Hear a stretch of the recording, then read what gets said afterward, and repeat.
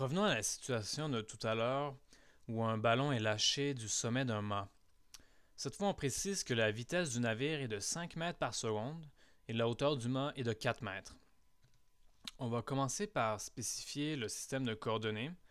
Donc, en quelque sorte, nous, on est debout sur la rive et on observe le bateau passer devant nous. On va prendre que y égale à 0 va être le bas du mât.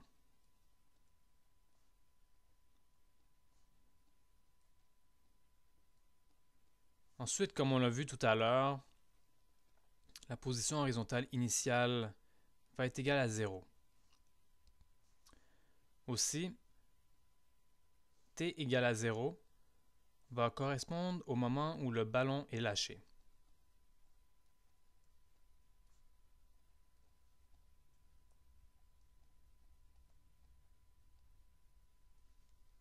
Ensuite, on va compléter les données du problème. La hauteur initiale du ballon y0 est égale à 4 mètres. Sa vitesse verticale initiale vy0 est égale à 0.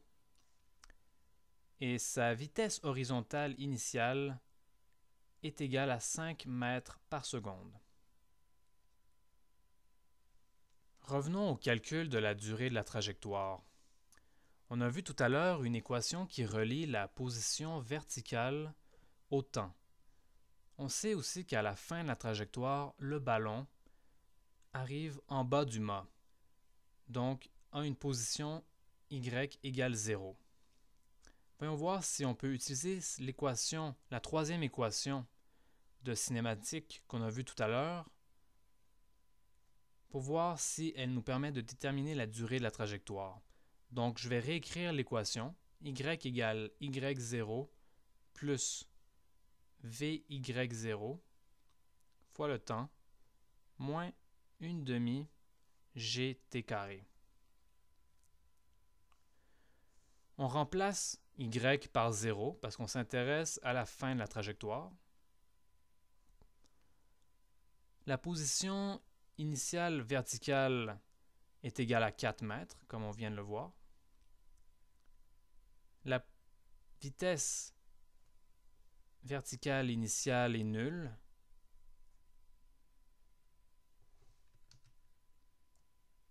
On a donc que 0 égale 4 moins 1/2 gt carré. On a une bonne vieille équation quadratique. L'équation implique que t carré est égal à 8 sur g, ce qui implique que t est égal à plus ou moins racine carrée de 8 sur g. Là, on voit qu'on a le choix entre le signe plus ou le signe moins. On a choisi que t égale à 0 correspond au moment où le ballon est lâché. Donc, si on prenait le signe négatif, ça impliquerait que la fin de la trajectoire se serait déroulée avant que le ballon soit lâché, ce qui est illogique. Donc, on va choisir le signe plus.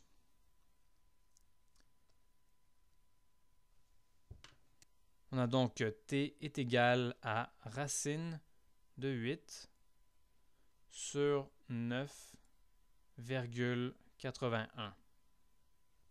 Après avoir mis ça dans la calculatrice, on obtient que la durée est de 0,9 secondes.